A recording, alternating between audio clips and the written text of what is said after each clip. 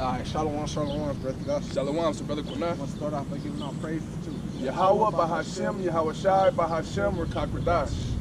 Another day at camp, you know, making our way down here. Beautiful day. Making our way downtown. Yeah, you know. But that's the great thing. Like, no matter what we do, we always reset. Like, that's the great thing about coming to camp. It's always like a reset every week. You always make your way downtown, reset, so you know that you're doing something for the Lord. You know what I mean? After you get done doing all that shit for yourself, what have you done for the Lord? You see what I'm saying? Can't forget about the mission, because we still in the mission. The mission ain't complete yet. As long as we here in this kingdom that we under, in captivity under, the mission not complete. So, and as always, as long as we here, as long as you don't do certain sins, you can always repent. You know what I mean? So we deal with people because we know that they can still repent all the way to the end, until the Lord close the door. You know what I mean? At the end of the day, the elect gonna be saved. Man, I want to speak on that too. You know, because it's a great thing. Like coming down here week after week, it's like really a great thing to me, because it's like, first off, niggas did not want us to make it. Niggas did not reach out to help us. Niggas thought we was gonna bug out and fall out the truth. Niggas was giving you acting like you was a ticking time bomb, giving you a timeline like, yeah, putting bad shit on your name, wishing for your downfall. Thought we was gonna lose faith in the Lord. Thought we was gonna lose. Really talking about us like that? Niggas thought we was not gonna believe in the Lord. It's only a matter of time. They out there on their own. They ain't gonna last that long. Give them a month. Give them 6 months. 6 months go by, give them 8 months. 8 months go by, give them 10 months. We still down here. A year go by, we still down here. A year and a half go by, give them a year and a half. We still down here. 2 years go by, we still down here. But what did that show you though? That Israel need to get their shit together, because the Lord said, I don't know if you can find it, but it may be in Matthews. He said just like on these 2 laws, all the other laws hang on. You know what I'm talking about? Yeah. So the Lord said, and those 2 laws is love thy brother as thyself. All the laws that we going through, since we are going through the laws and been going through the laws, if you've been watching our camps, all those laws that we going through, all sum up and equal up to loving thy brother as thy love thyself. Not loving thy brother, but you over him. You got authority over him. You look at yourself as being above him. No, it says love thy brother as thy love thyself. We all on the same level, but these dudes want to self-proclaim and give themselves levels and put themselves higher than you because they want to feel good about themselves, man. That shit whack as fuck. Me and Quinai is a living testament. First of all, we a living testament that ain't nobody reach out to us. Yeah, we got some people that, you know, follow the channel and stuff like that. I ain't talking about them, but I'm talking about anybody that could teach us or pull us up. If they on a higher level than us, they think, and they can pull us up. Ain't nobody reach out to us like that, right? Ain't nobody come down here and get us started. I went to a camp for 1 year, and everything I learned from them was shit that I already knew. And then I really grew after I left that camp, because they was trying to put a ceiling over me. You know, they was trying to, and sometimes you can't do that to everybody. Some people is good to put a ceiling on, some people don't do well with that, because I need to be able to spread my wings to fully believe and have faith in the Lord, man, and figure it out as I go, bro. Like, it ain't always, hey, I'm over you, you gotta do what I say. Some people gotta learn from the Lord, and that's what I'm saying. We're a living testament that you could just go out on the highways and byways. You ain't gotta go to no camp. You ain't gotta come over under no man that's been in the church 20, 30 years. Man, you can pick up a Bible, and you could go out on the highways and byways yourself, and the Lord could straighten you, man. And the Lord could count these as good deeds, and you could possibly be one of the elect, man. Saved because of it. Yep, you could possibly be saved for that, because all this shit that you doing, all this shit that we doing, right? What's our goal? It's to get salvation, bro. It don't matter if he came out here and read 1 precept his whole career in the truth, and I came out here and read 1,000,000 precepts in the whole year in the truth. The Lord say you not the elect, and he is the elect. It is what it is. It don't matter about how many works you got, how many YouTube videos you putting up every day. The Lord gonna say he the elect and he not, and the Lord gonna choose who the elect. That's all that matters. Then that's when we gonna see who got the last laugh. Then that's when we gonna see who win. Like I said, people didn't want us to make it, man. They was saying that we bugged out, we was gonna be back in the world. They was putting us on a time clock. They didn't think that we was gonna keep the faith of the Lord, and there's still time to go, like the brother said, but we still out here. So like, it's just a little rent, but when we come out here, it always reminds me of that, like, man, another week, man. We people still should recognize that. You know what I mean? Yeah, because that's the thing, because it's not easy. Yep, It's really not easy, especially when you face with all the temptation that we be faced to, these worldly temptations and stuff. that be going on, that it look like everybody just be enjoying themselves on a whole nother level. We cancel ourselves off holidays, and, you know, all of that type of shit. You know, it look like we live a boring life. You know what I'm saying? Then we come out here and then we do the truth like, damn, what the brother? But we really, this is really the excitement of, I mean, because I ain't gonna lie, for me, this the best thing that ever happened to me is coming into the truth, because it gives you a foundation, right? It keeps you thinking on, like, it keeps you meditating on the law when you go to do certain things. You know what I'm saying? You meditate on, like, okay, on what the law say, and if you don't do it, I mean, if you do it, like that it put that fear in you to stay, to kind of try to stay on track. Right when you want to slack off and not want to come out here, you don't feel like coming out here for camp this week, right? You don't feel like coming out here for camp, then you get to thinking like, man, I gotta get out here to camp. You know, just work of the Lord. Listen, the Lord ain't gonna be pleased with me. Yeah. No matter how you, bro, I done came out here, bro, feeling like real shit. Yeah, I feel like that right now. My head hurt, it's ringing, ears ringing. But you still made it. So in the Lord, he gonna like he recognized that. Oh yeah, and then we witness this for each other. Because I witnessed what the Lord did to him. Or did for him. My head ringing, so my words kind of slurred. But I witnessed what the Lord did for him in his life. You know what I mean? And he witnessed what the Lord do for me. So we witnessed for each other. I witnessed the work that he did, that he put in, the sacrifices that he made. You see what I'm saying? So no, we don't need no big camp. Not saying nothing's wrong with that, you know what I mean? But I just we don't need it. It's not exactly. A necessity. Shalom, brother. Shalom, what's up? What's up, King? You don't not say what's up back? Okay, what's up? You gotta start treating each other better, man. If a brother say what's up to you, you can't just look at him. You see what I'm saying? Love thy neighbor as thy love thyself. So we still out here teaching, but like I said, man, we witnesses for the things brothers went through and the sacrifices brothers went through. You know what I mean? I'm witness for him, he witness for me. It don't take no big ass cap. If that's what the Lord sends you, then that's great. But just imagine, you know, we've been out here on the highways and byways diligently, you know what I mean? For years. Doing the work for years diligently, and we ain't got no big dog, no big elder that we could call into and say, hey, we can watch different groups.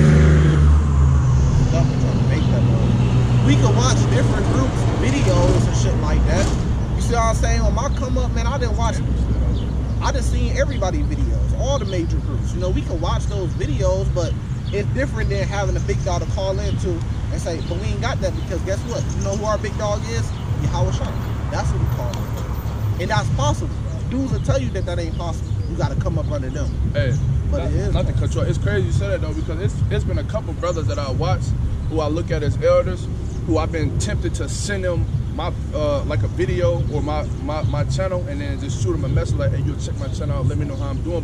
But what to keep me from doing that is like, you know what, I ain't even trying to please. Like they ain't like, I don't need no recognition from them. You know what I'm saying? I really just need to focus on getting recognition from the Lord. Like that's what kept me from doing that. Right. Real life. Because then because you know, these dudes, they don't think of it. Some guys will, some guys are sincere, but then some guys will shit on you and be like, oh, look, he a groupie, or you know, or they leave you on red, or they won't even respond back to you. You see what I'm saying? Or just be like, we ain't fucking with you, you ain't part of my camp. Or they either just gonna tell you, hey, you need to get a part of my camp. No, you don't. Or they'll do a video about you. Or they'll take your video, listen to it, and then do a video about you and what you're doing wrong. Yep. They ain't gonna say nothing. They not gonna exhort you. They not gonna say nothing about you doing this right, brother. I appreciate you doing this and doing that. You trying your best, whatever the Lord gave to you. You know, they act like they 100% right in all they thoughts, whatever they think about the Bible. They act like they 100% right, and they gonna go and find something that is different from what they teach for what you teach, and then they gonna make the video getting on your ass about that. Oh, he bugged out because he said this. Man, y'all don't know what the fuck y'all be talking about, bro. You teach, you go out there and teach what the Lord then delivered to you by the Spirit. But at the end of the day, I must say this is a disclaimer.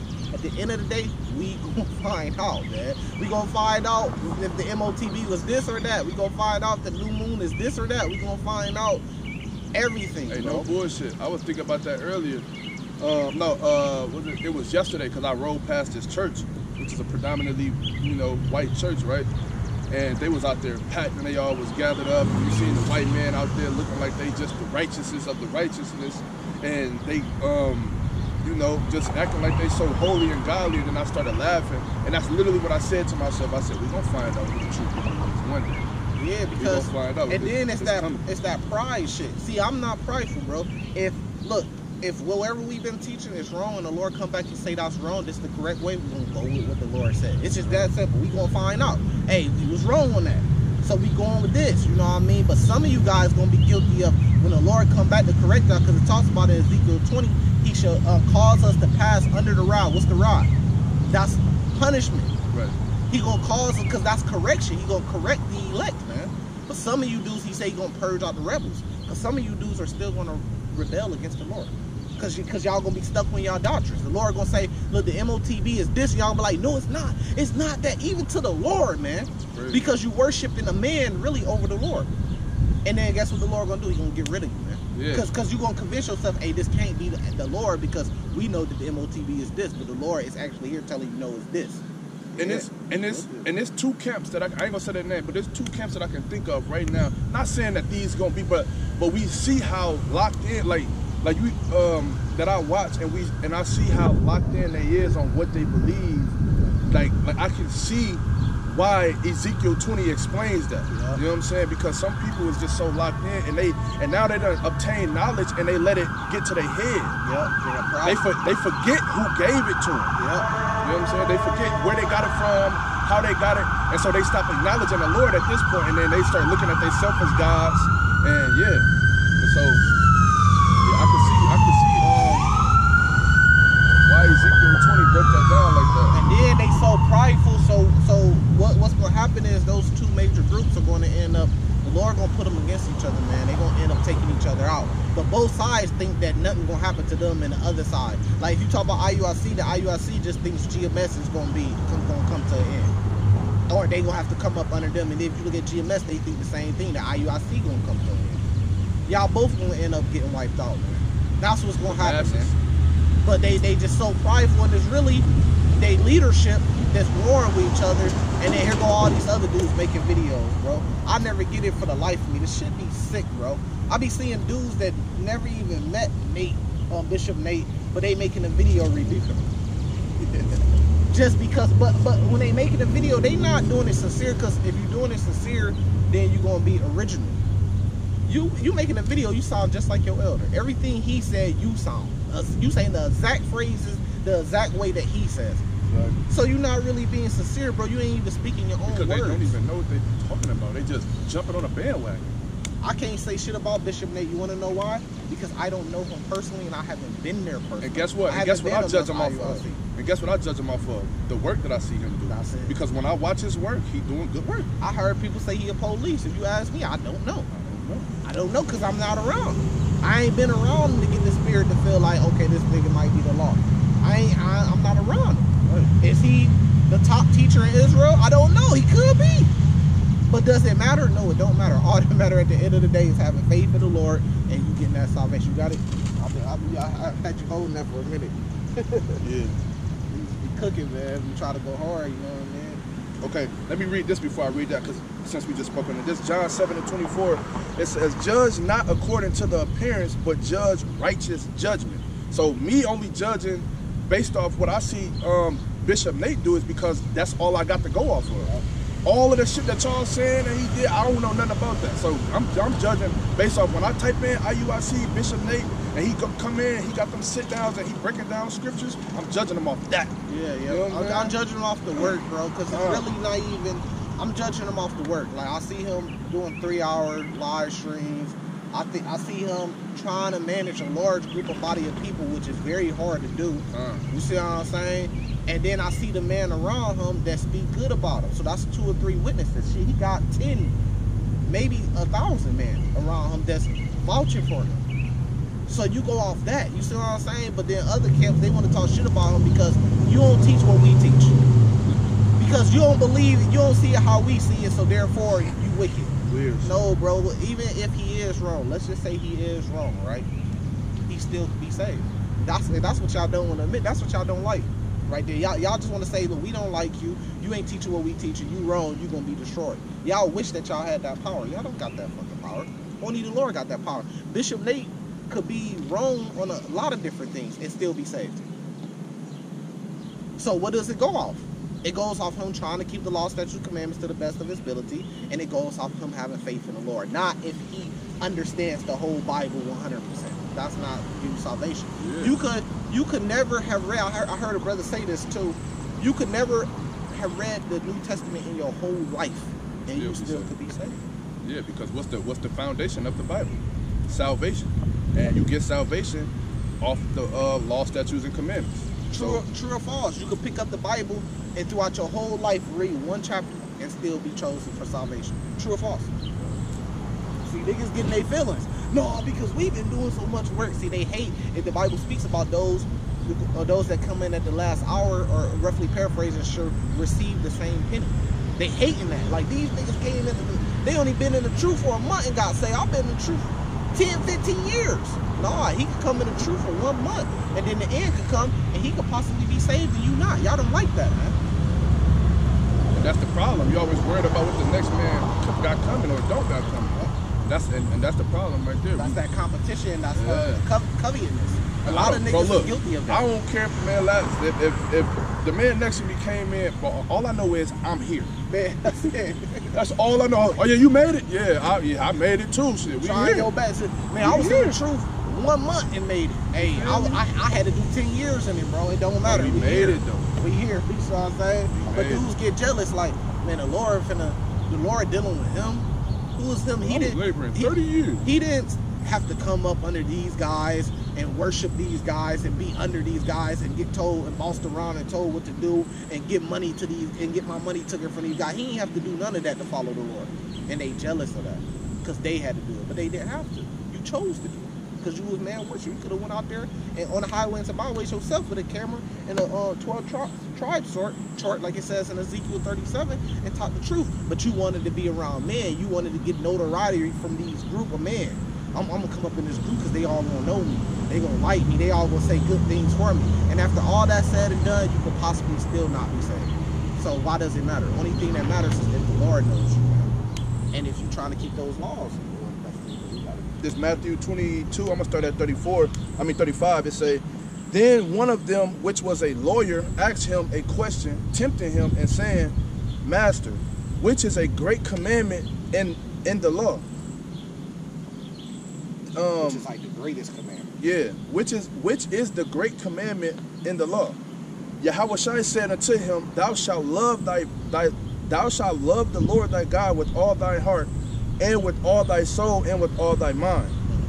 This is the first great commandment. That's the #1 commandment. So if it comes between the Lord or any man on earth, you choose the Lord first. That's first. Dude. The Lord go first. Any man, any situation, anything. You always choose the Lord. You give your life for the Lord if you have to. You love the Lord with all thy heart. That's the first. That's the greatest commandment ever of all times. Even before the first commandment, be fruitful and multiply. This commandment is even greater than that. And the second is like unto it, thou shalt love thy neighbor as thyself. And then the very second one, it said, didn't it say Yahushua said? Yeah. So Yahushua said this, man. Love the Lord thy God with all thy heart. That goes back to Deuteronomy chapter 10, right? And then it says, love thy brother as thy love thyself. Not half as much as you love yourself. It says literally as you love thyself. Yeah, it likened it unto the first one. Yep. So, you know, just as much as you're supposed to love the Lord with all your mind and your heart and your soul, you're supposed to love your brother the same way. That's when we'll be powerful. When we get on that, that's just when like we broke down powerful. last week. With, when we was going into the not usury of your brother, or the not the covetousness, and Deuteronomy 23, and you know, so on and so forth. That's, you won't have robbery, or you won't have thievery, or you know what I'm saying, you won't have those type of things, because everybody would deal with each other on the same accord. Yep. You know what I'm saying? And so those 2 laws, right? Yep. Because it hangs on those 2 laws. So if I love my brothers, I love myself. If he could leave $1 million sitting right, I ain't gonna touch it, because I ain't gonna steal his shit, because I wouldn't want my shit to be stolen. Exactly. So you got to treat it that way. You got to put yourself in his shoes. I heard a brother say, I don't want no more than what I'm supposed to get, or nothing less than I'm supposed to get, right? So if I'm due $1 million, I don't want $999,000. Right. You know what I'm saying? But if it's $1,001 on the table, then I'm gonna take my $1 million and I'm gonna leave that dollar on the table because that's not mine. But I know I work for that $1 million though. Right. So I want that whole $1 million and that dollar. Then we can figure out what to do with that later. That's hard to do. Yep. Facts, man. I had dudes tell me, the Lord was gonna do this to me. The Lord was gonna do that to me. They gonna see. Just praying on your downfall. I had a dude say on a video talking about my wife that he never met in person. Why are you talking about another man's wife? And talking about something gonna take the chip and then it's gonna crush him, as like if it's gonna hurt me when that happens. Like you ain't never even met my chick, didn't even know anything about her or know her character or any type of way, but you saying this is gonna happen and it's gonna hurt you. That's called praying on your brother's downfall. That dude ain't never repent for that. He think he good. He just out teaching the truth. He think he just good. Yeah. He don't care. He ain't never even thought in his head like, hey, what I did was wrong, because he feel like he in the right, because he feel that he better than you. He don't love thy brothers, I love thyself, because he don't look at you as a brother unless you follow what he tell you to do. If he's over you, or if he looks up to you and you over him being an elder. So he's still guilty of that. He gotta repent from that. He gotta say Salakia or some shit like that. Yeah, you know because what I mean? You wish downfall on him. Yeah, and that's a false witness also, because you can't predict the future. You don't know. All brothers do that all the time when they predict the future. Oh, they gonna take the chip. They gonna do this. You can't predict the future. You don't fucking know. Keep your mouth closed. But it's too much pride going on. Way too much pride. But you know, I'm just throwing things out there. How brothers is out here still in the truth, acting like they in the truth, acting like they holy man, but they did wicked things that they ain't never even try to clear up or clean up. Wow. It's a lot of dudes like that. And really, all you need to do is pray to the Lord and repent about it. That's the main thing you need to do. I mean, you ain't gotta go to nobody and confess what you did to a next man or whatever. All you do is pray to the Lord sincerely and ask him to. He know what you did. He just waiting. He's seen it. Yeah. He's just waiting on you to come to him and ask for forgiveness. Until then, he's gonna hold you accountable.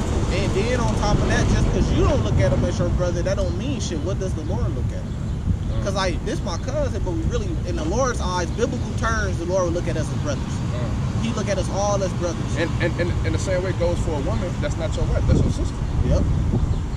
Because don't want to go that deep. But yeah, the point is that just because you don't look at him as a brother, the Lord still requires someone looks at him as your brother. So it don't matter, well, I don't like him, so I ain't going to look at him as no brother because I don't like him, or he ain't follow what I think he is, so therefore he not a brother. That don't fucking matter, you see what I'm saying? The Lord still look at him as your brother. It could be a regular Israelite just on the street that's not in the truth. You can't go commit adultery with his wife because that's the law, right? So like even if he walking down the street and he not in the truth, right? But he an Israelite, right? You still can't say, well, I should break the law when it comes to him. You can't lust after. You can't look at him. You can't turn. You know what I'm saying? You can't lust after his wife. I mean, that's adultery. And that's hard to do because brothers, you can't steal from him. You can't try to kill him. Brothers be like, I can steal. He ain't in the truth, so I can take his girl. A lot of dudes in the truth is guilty of that too. They dealing with dudes that's not in the truth, but they girls and commit adultery, but they don't count it because they're not true. Don't IUIC got something going on like that?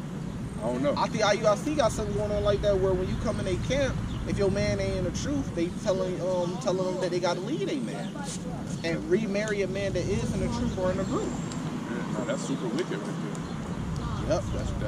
That's super wicked. Because the law is not just for us that know the law or us that's in the truth. It's for all of Israel, regardless. You know what I'm saying? We can get into it. This Deuteronomy 24, starting at the top, it say, when a man have taken a wife and married her, and it come to pass that she find no favor in his eyes, because he have found some uncleanness in her, then let him write her a bill of divorcement and give it to her hand and send her out of his house. Right, so that's the law as it was. Now Yahweh Shai, he said that you could divorce her if she commits adultery or fornication. That would be considered uncleanness. Yeah, fornication is, because I hear brothers say this, well, adultery is adultery, and then they say, well, that's fornication. Adultery is a form of fornication. That's not the only thing. Adultery and fornication ain't the exact same thing. Right. Adultery is a form of fornication. There's other things that's fornication too. Sleeping with animals, same sex. If two girls have sex with each other, they're not committing adultery, but that's still fornication. You see what I'm saying? Yeah. So adultery falls under fornication, but that's not just all that fornication is. Fornication wraps around a bunch of different things. It's like an umbrella, right? So that's what Yahweh Shai said. It's when it goes into also in the Bible, it goes into sexual perverseness. Yep. That's what fornication could be that too, because because sexual perverseness is sexual lust that is unlawful according to the law. Facts, but it's bigger than just adultery, because there's other sexual things that you can't do either. You know what I mean? Yeah. Like, but Yahweh Shai, more people being so wicked, Yahweh Shai came with that, unless it's adultery or fornication. But if you go back to the bill of divorce, right? Because some brothers might get kind of confused by that. So can we divorce them and give them a bill of divorce? I say yes, you can. You could do it a certain way, but you can't divorce them unless they commit adultery or fornication. But just like it says in the Apocrypha, if she go not thy way, you can get rid of her. So what's the conclusion to that? Fornication, if she's being wicked and she ain't following her husband, that's also fornication. Because you got something called spiritual adultery against the Lord. What's spiritual adultery against the Lord? Idolatry. Idolatry and worshiping other false gods, and just sinning against the Lord anyways, man, because you're not following the Lord's way. So your wife is likened to how you are with the Lord. So if your wife is not following your way, then that's also spiritual adultery and fornication. So you still can get rid of her. But that's too deep for brothers. They don't understand that. So yes, if she's not listening to what you tell her to do, and then let's prove it, right? Can you get that where it says, if your right hand offends you, cut it off? Right? Find that for me. So, King, what's how up? you doing? What's up? What's going on? What that say on top of your head? Say grace on top of your head? Yeah. Let's say grace. Are you a part of a church out here? Yeah. Well, yeah, I'm a Christian. You a Christian? Yeah. Oh, what does that mean? Follow Christ. Oh, okay. Christians mean follow Christ. Okay. Yeah, So when you follow Christ, you follow him exactly? Is that what it means, or? I ain't doing nothing exactly. Well, I mean, you try your best, right? Yeah, but that's why I got this. See, he But you know me, we can't abuse that though.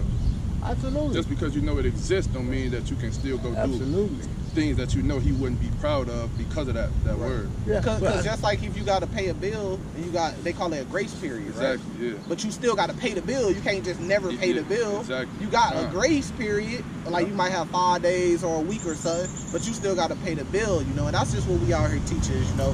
When you call yourself Christian, what you is, because the real Christians are the Israelites, which the Negroes, Latinos, Native Americans, through the Bible, history, through the curses, through history and everything, led us to that. We are the true Israelites, right?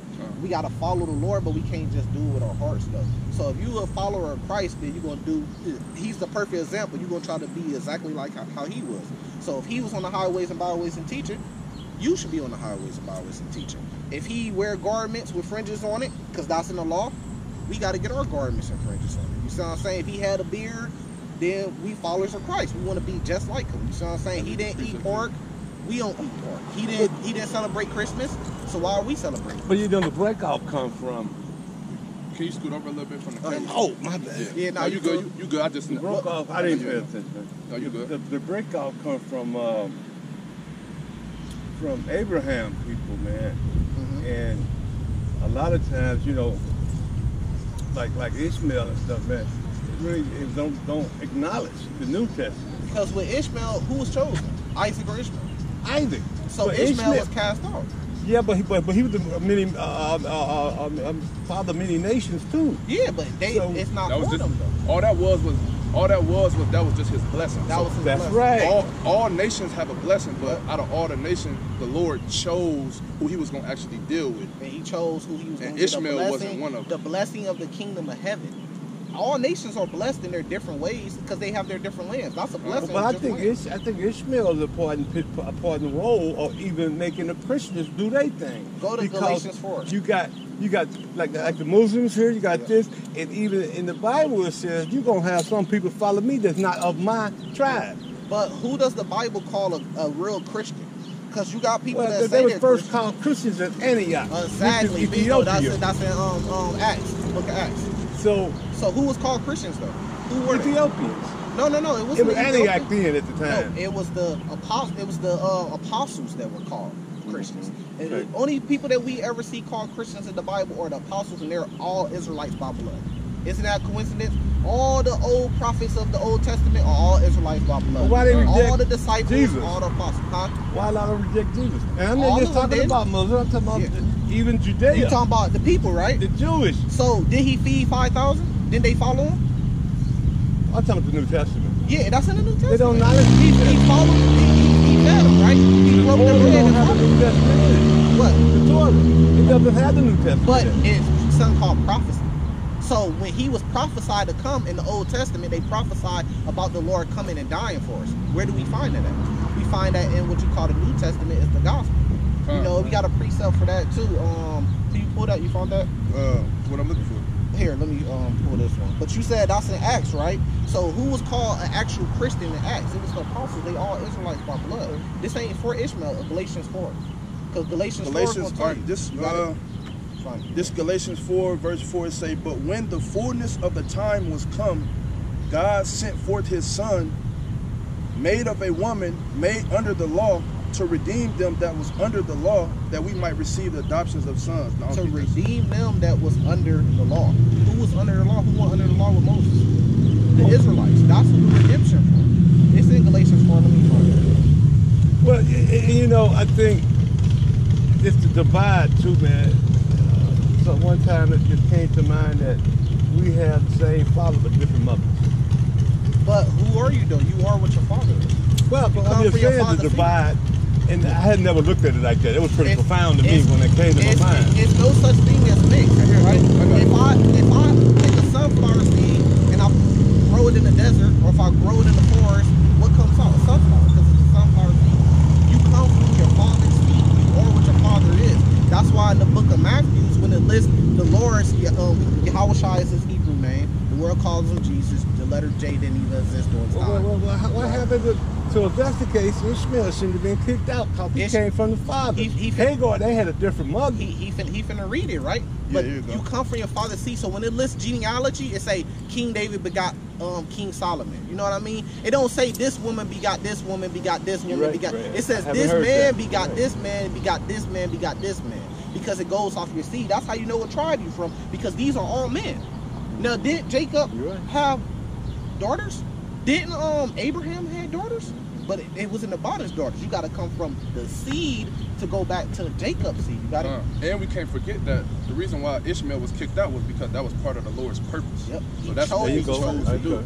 There you go. Yeah. But you know, I'm reminded when you said what you say, the men. The seed.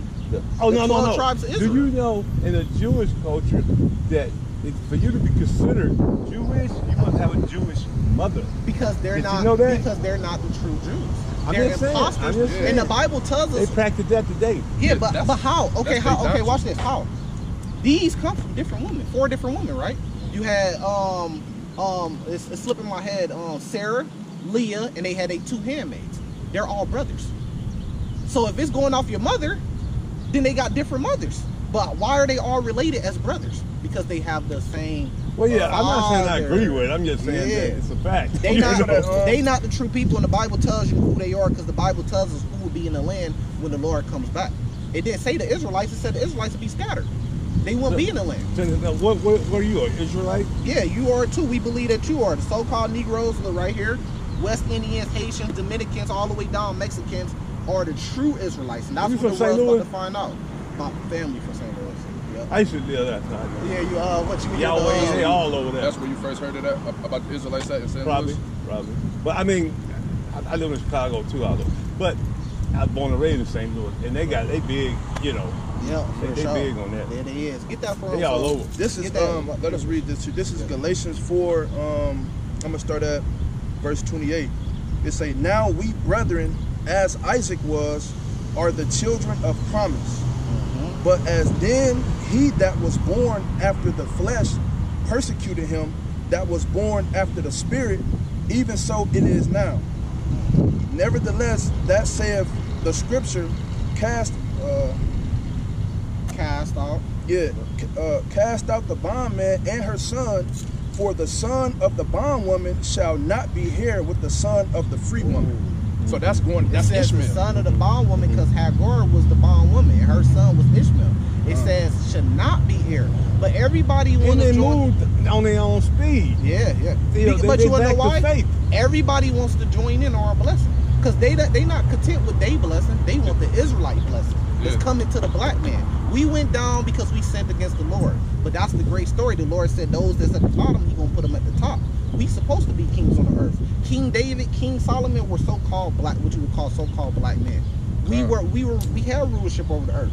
We sinned against the Lord. The Lord sent us here as punishment. That's the prophecy that the southern kingdom, and because remember they were split. The northern kingdom went out in slavery with the Assyrians. The southern kingdom went into the Babylonian slavery.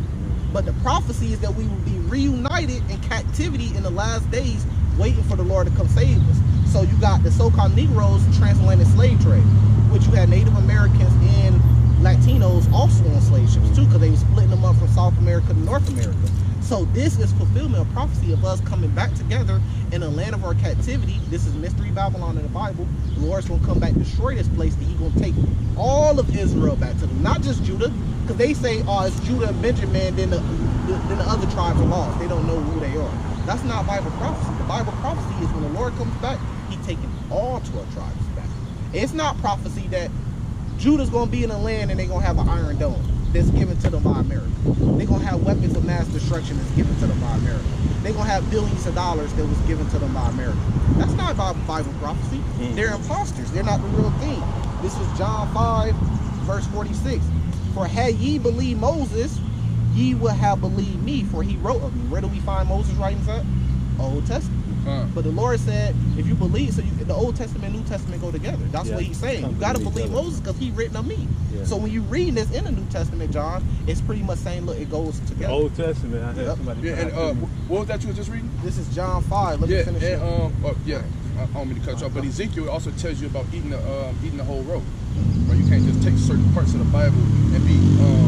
Can you get that in Ezekiel 36? Because we're going to show them who's in the land, and then if you got to go, we'll let you go. 47 says, but if ye believe not in His writings, how should ye believe in my words? So this is the Lord saying, if you don't believe in Moses writing the Old Testament, how can you believe in the gospel? How can you believe in me? He speaks of me. He speaks of it. And that's why I said earlier when you asked, I said, but the Old Testament have something called prophecy in it. So where do we see these prophecies being fulfilled with the Lord coming and dying for us? We see that in the New Testament. So you got to have it all together. You can get it from the top. This is going to tell you who's in the land. It's going to tell you straight up. Okay, this Ezekiel 36, starting at verse 1. Also, thou son of man, prophesy unto the mountains of Israel, and say, ye mountains of Israel, hear the word of the Lord. Thus saith the Lord God, because the enemy have said against you, aha, even the ancient high places are ours in possession. Let me break it down. The enemy, the people that took us in slavery, that funded those slave ships, they said, aha, we got the land. We got the holy place. This is our possession now. And now we going to say that we are them when they are in slavery in America. Go, keep going. Verse 3. Scattered throughout the whole world. Therefore prophesy and say, thus saith the Lord God, because they have made you desolate and swallowed you up on every side, that ye might be a possession unto the residue of the heathen, and ye are taken up in the lips of talkers. So when it says prophesy to the hills or the land, it's talking about the land. It says you are in possession of the heathen. The heathen have possession. That's why they all over there fighting. When the true Israelites go back to the land, it's going to be peace on earth. It's not going to be war. We damn near going to go to World War III with Russia and China. That's not going to be happening when the true Israelites are in the land. It's going to be, we're going to be back on the position where the whole world's going to follow us. The Lord set us up to be the top. We like the oldest child. The top child. We're not the oldest, but we like the top child. Hey, no, man, I appreciate you guys. I got to go. Yep. But one thing you did make me realize how I do miss studying. I used to study. Yeah. And I need to get back just listen to y'all, man. I used to get down, man. That's what we are here for. I used to have my concordance, my all on my bed. Yeah, get that knowledge, that wisdom. For real. I used to have all that on my bed, man, and I would relax, man, like coming home with a fine woman with my books, man. Get you some wine. I like those shades too. Thanks, man. Can you take a picture here? I'm gonna take a picture. Here, I gotta take it real quick because we on camera. Yeah, I got my camera.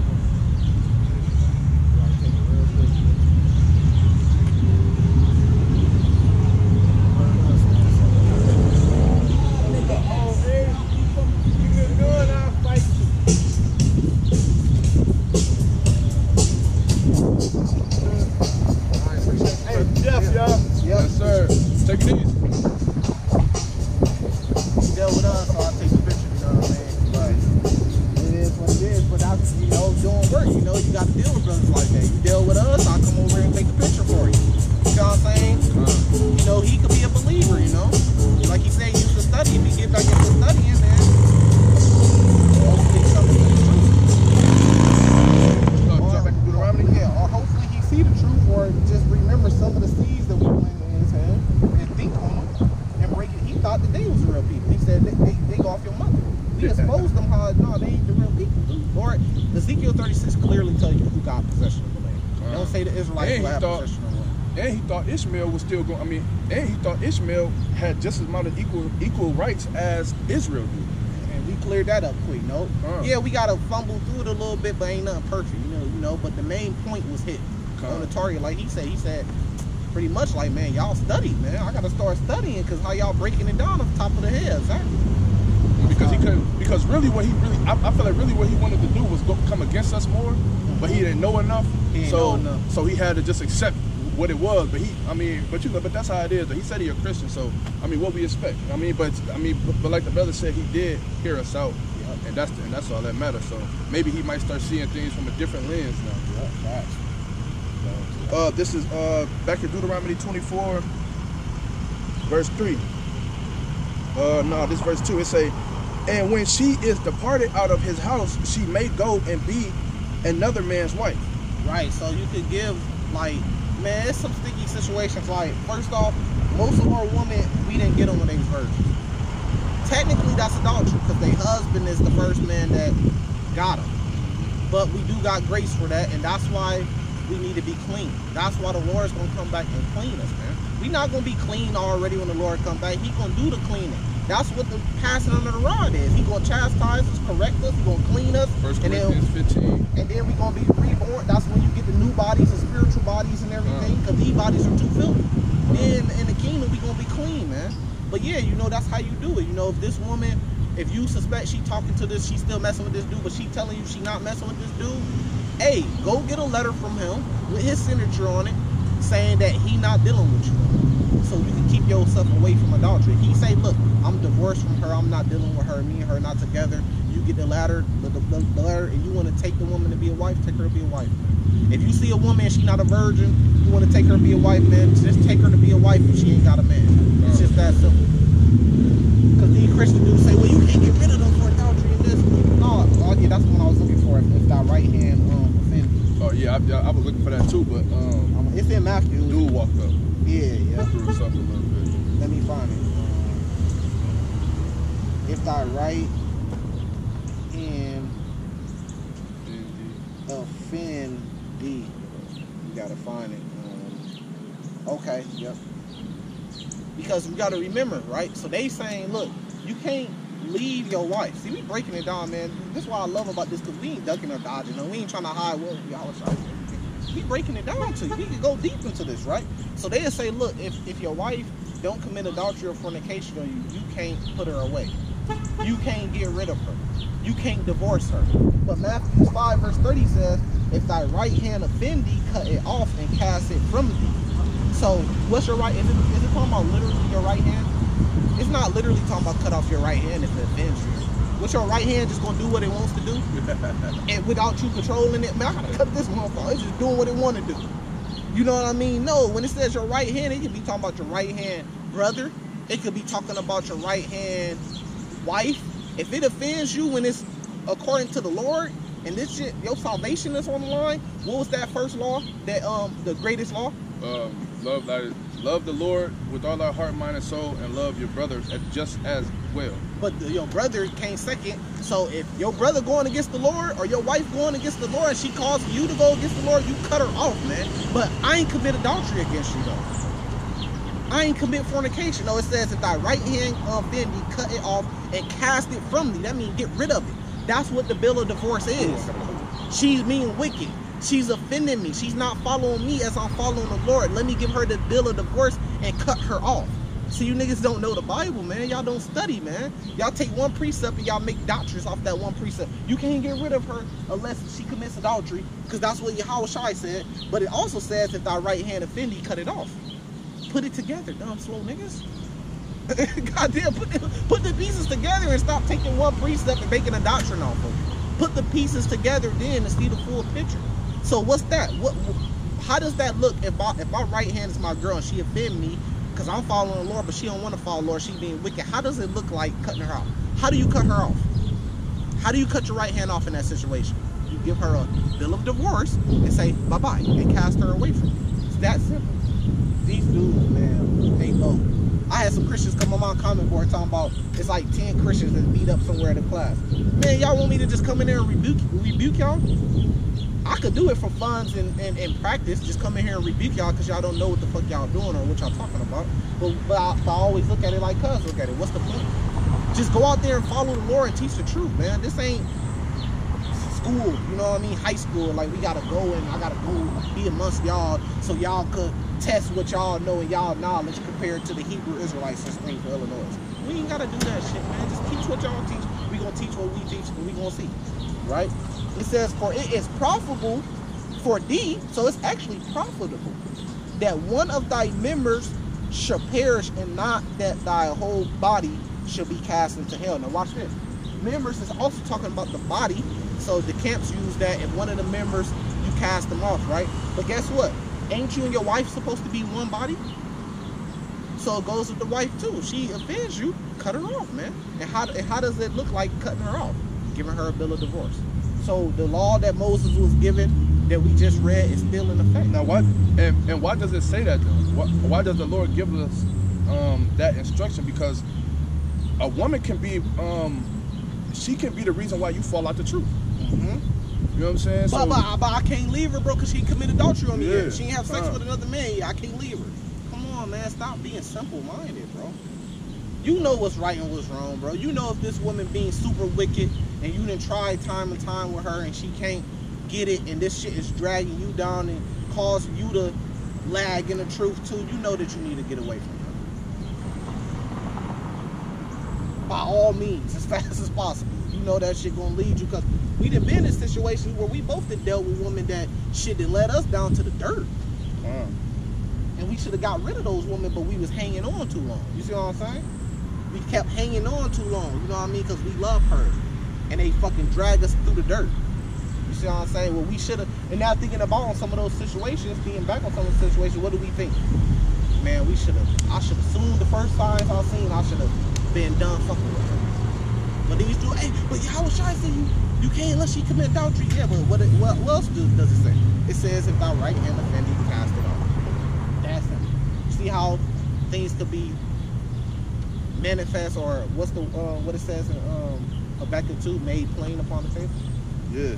I don't think this is what I was looking for, but it's close enough. And so I'm gonna read it. It say, a wicked woman abideth the courage, maketh an heavy countenance and a wounded heart. A woman that will not comfort her husband in distress maketh weak hands and feeble knees. I mean, so I brought that out. That's, like I said, that wasn't the one I was looking for, but at the beginning when it said, a wicked woman abideth courage, maketh a heavy countenance and a wounded heart, so it's just going into, if you choose not to cut her off in the long run, it could be your demise. You know what I'm saying? She could actually make you fall out the truth, and you end up, I mean, like, I be watching them shows when them brothers they flip out and they end up murdering their wife or something like that. You know what I'm saying? That was because they chose to stay and put up with it through all those years, and that shit built up, and then one day they just snap. And now you sitting behind prison for the rest of your life. But if you would have just left her in the beginning, you know what I'm saying, and prayed to the Lord about it, and then, you know. Because you're going to get burned playing with fire. I didn't see videos brothers kill their wife because she committed adultery. You should have just left her, bro. Because now you sitting in jail and that could possibly take you off the truth. That just happened here in town. I mean, he looked like an Ishmaelite, but to me, he kind of looked like a, he also kind of looked like a Issacharite, right? Like too. You know what I'm saying? But so I'm not for sure really what he is, but he just murdered his woman, and like I was telling my girl, I'm like, yeah, she probably committed adultery on him or something. He might come from Egypt somewhere. If he an Ishmaelite, he probably come from over there from Egypt, where they still follow those laws over there. You know what I'm saying? And he probably whacked her and shot back to his country because they ain't found him yet. Oh, yeah. Verse 3. If the latter husband hate her and write her a bill of divorcement and giveth it in her hand and sendeth her out of his house, or if the latter husband died, which took her to be his wife, her former husband, which sent her away, may not take her again to be his wife. Right. So that's why we break that down. We had to break down if thy right hand offended, cut it off, because we reading these laws and brothers gonna say, nope, that's not it, because if she gonna commit adultery, the only way you get rid of her. So we made that clear, right? Okay, so we can move forward, right? Now, what did it say at the end? He said he could not take her back, right? Right. So when you write that letter, and that's why I said that, right?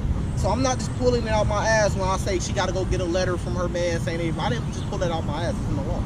You see what I'm saying? So that backs me up. Like, look, if you dealing with a woman and you got suspicion she's still with this man, but she's saying, like, especially if it's a fresh breakup and she like, man, we just broke up a month ago. You like, man, you know, they still be fucking with each other. They just on a little break.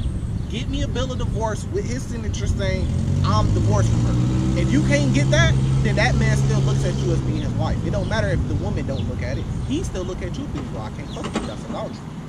It's just that simple, right? This is Jeremiah 3, precept, verse 1. They say if a man put away his wife and she go from him, and it says they say, what is it talking about? It's referring back to the law. The books refer back to the law. It's a direct quote. It says, shall he return unto her again? Shall not the land be greatly polluted? Because when she go get with another man, now she got his seed in her. And we know how the man's seed makes a woman react. The man's seed, when you put your seed into a woman, what it does is it makes that woman bond to you.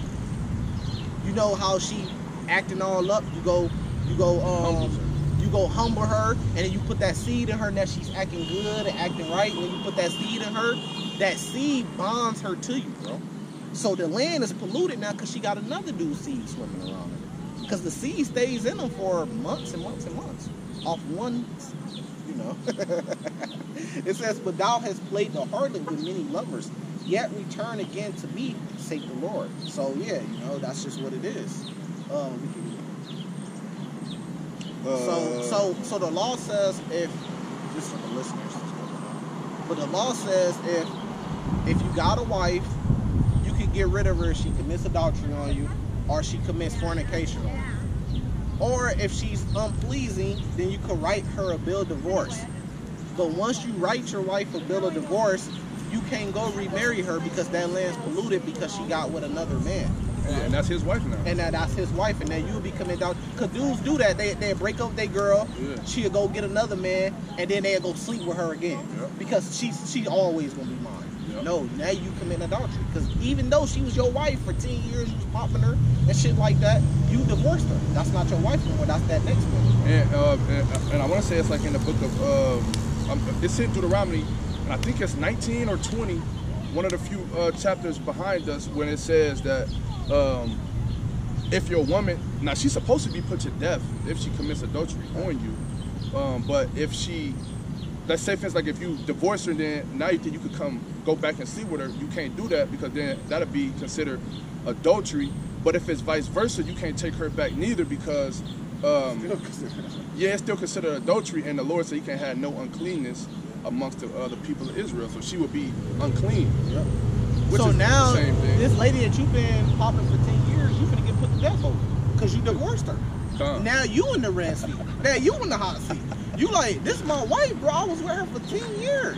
Yeah, but we still got that. We still got, see, and that's the problem, and that's why we have to come back into the law, because we live our lives based off how we feel and not based off how things should be. And it could be something so simple as just that. You not knowing and you going to, you know what I'm saying, because she, y'all just recently broke up a couple months ago, and now she got a man, but you still feel like she's still yours, and now you going and now you popping her, committing adultery, and then something happened to you and you end up getting put to death, but you don't even understand why, because you wasn't sick, you wasn't nothing, but all of a sudden now you just put to death because the Lord judging you for that.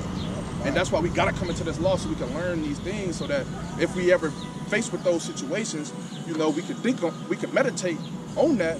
And yeah, I had ran into that situation where I was where it was introduced to me a woman for a potential sister wife, but she was with a man, but she was saying that she wasn't with him. Yeah. She was saying, I'm not with him, I'm not fucking with him no more, and this.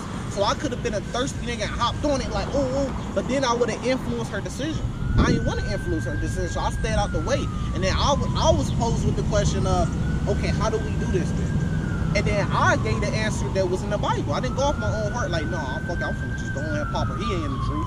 I'm finna go ahead and take her.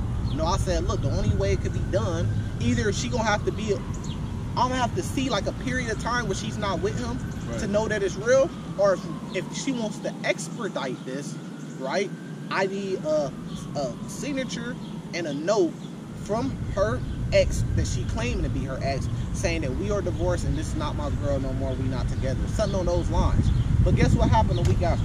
She was back with him. So she almost got me fucked up with adultery. Trying to set you up because I had that wisdom and knowledge.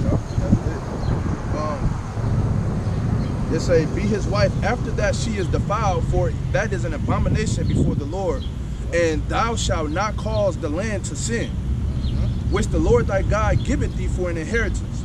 Verse 5, when a man have taken a new wife, he shall not go out to war, neither shall be charged with any business, but he shall be free at home 1 year, and shall cheer up his wife which he have taken. We don't get to do that in Esau's kingdom, man. You supposed to be at home a whole year, just chilling, cause you got a new wife. You got to get her in order. Same thing with having kids. You got to get your kids in order. The first year is very important, man, cause that's when they learn who their parents is and they get attached to. You can't go out to war because they'll go out to war and be gone for a year, be gone for 6 months, man. You all the way over here fighting the Philistines, man. You might not make it back, and you just took a new family. She already a widow. You see what I'm saying? But she just took your name. So you got to be home. You got to be at home humbling her, if you know what I mean. Popping her. So you getting her bonded to you. You see what I'm saying? I watched this, I think it was like Game of Thrones or something like that. And what the dude was doing, he was a king, and he had chose the wife. Now, this was an arranged marriage. She didn't get no say. She didn't even like him. But he kept popping her so much. Guess what happened? She started liking it. At first, when he first popped her, she was crying, she was mad. It looked like great.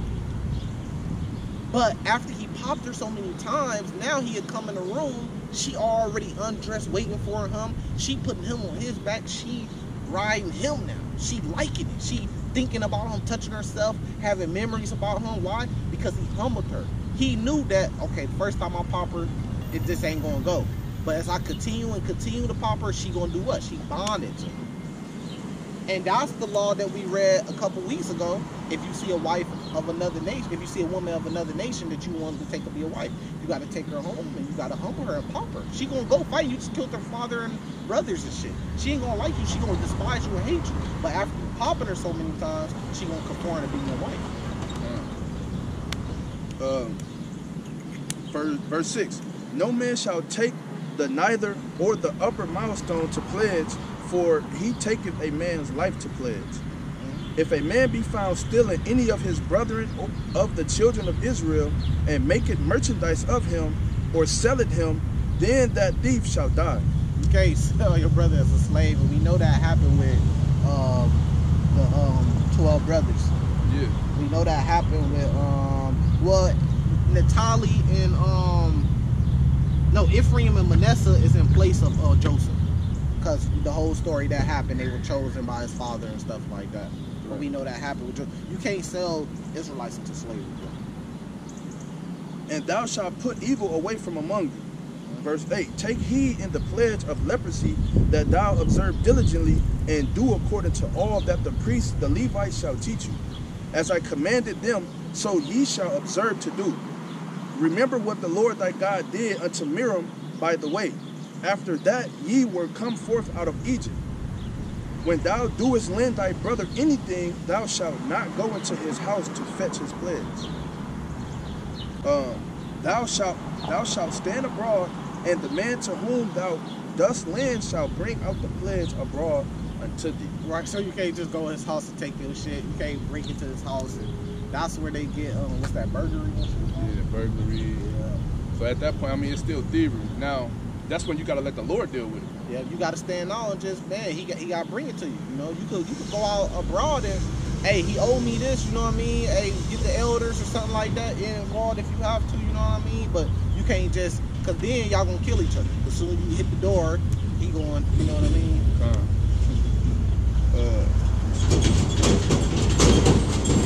Because he might be still down. Give him some time. You got to work with your brother. You can't be like, I'm going to take this shit from you because he owed you. Verse 13. In any case, thou shalt deliver him the pledge again when the sun goeth down, that he may sleep in his own remnant and bless thee. And it shall be righteousness unto thee before the Lord thy God. So that'll please the Lord. If we handle it like that, that's going to please the Lord. Verse 14. Thou shalt not oppress an hired servant that is poor and needy, whether he be of thy brethren or of thy strangers that are in the land within thy gates. At this day thou shalt give him his hire, neither. Everybody's bugged out, man. Going out in one way. Yeah, so it says whether he be your brother or a stranger. So what is that? That means that if this is my brother, we all Israelites, but he an Israelite that don't live in the land. He might live in America. He's still an Israelite, he's still my brother, so there's really no difference. There's two different strangers that's spoken about, two different types of so you gotta read context. Yeah, context. Yep. A strangers that's written about. But also, like, let's just say the land of Judah, right? Now let's just say a Judite go to the land of Issachar. Well, he's a stranger in the land of Issachar. We still Israelites by blood, we still brothers, but he's a stranger in the land of Issachar because he grew up his whole life in the land of Judah. You see what I'm saying? So just because it's saying stranger don't mean it's talking about another nation or a Gentile. It's a verse 15. At his day thou shalt give him his hire, neither shall the sun go down upon it, for he is poor, and setteth his heart upon it, lest he cry against thee upon the Lord, and it be sin unto them. Yeah, so just because he's poor, and you know he might accept to do work for you at a lower wage than you would usually charge somebody that's not a stranger of the land, don't mean you should still deal with him like that. Yeah. Deal with him fairly. Give this poor brother the exact amount of money that you would give the brother that's not poor, that's been in the land dwelling with you, the same type of respect. So verse 16. The father shall not be put to death for the children, neither shall the children be put to death for the fathers. Every man shall be put to death for his own sin. And then they try to use that on Esau and say, well, look, the slave owners, we not them. Man, y'all are them reincarnated, bro. The Bible talks about being reincarnated in the third or fourth generation, roughly paraphrasing. But this is just talking about amongst the Israelites. Amongst the Israelites, like, if the father, let's just say, if your son go out there and commit adultery, your son get put to death, y'all ain't gonna put to death his father too. You know, he gotta be put to death himself. But all Edomites as a nation is cursed, if y'all wanna go that way, bro. Verse 17. Thou shalt not pervert the judgment of the stranger, nor of the fatherless, nor take a widow's remnant to pledge. Right, so just because it say strangers, it's talking about non-Israelite. When they said widow, was it talking about a non-Israelite? No, it was talking about an Israelite in all three cases. Verse 18. But thou shalt remember that thou wast a bondman in Egypt, and the Lord thy God redeemed thee thence. Therefore I command thee to do this thing. When thou cuttest down thy harvest in thy field, and hast forgot a sheaf in the field, thou shalt not go again to fetch it. It shall be for the stranger, for the fatherless, and for the widow, that the Lord thy God may bless thee in all the work of thy hands. You gotta leave some over for. You can't just take everything and be a multi-billionaire, and then the rest of your people poor and stuff like Esau's people. You gotta leave something out for them too, because you know they out there. You know what I'm saying? You know they ain't got shit. So leave something for them. You know what I mean? Don't just take everything and don't leave nothing for the homeless. Verse 20. When thou beatest thy olive tree, thou shalt not go over the boughs again. It shall be for the stranger, for the fatherless, and for the widow. When thou gatherest the grapes of thy vine, when thou gatherest the grapes of thy vineyard, thou shalt not glean it afterward. It shall be for the stranger, for the fatherless, and for the widow. And thou shalt remember that thou was a bondman in the land of Egypt. Therefore I command thee to do this thing. Yep. It's that simple. We're going to leave it there. We're going to give our praises to Yahweh Bahashem, Yahweh Shai, Bahashem, Rakakodash. Shalom.